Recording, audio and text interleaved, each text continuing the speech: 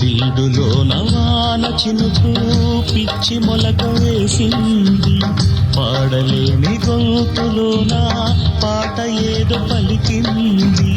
గుండె ఒక్కటున్న చాలు గొంతు తానే పాడగలదు, మాటలన్నీ దాచుకుంటే పాట నీవు రాయగలవు. రాత రాని వాడి రాత దేవుడేమి రాశాడో, చేతనైతే మార్చి చూడు వీడు మారిపోతాడు, మనిషవుతాడు.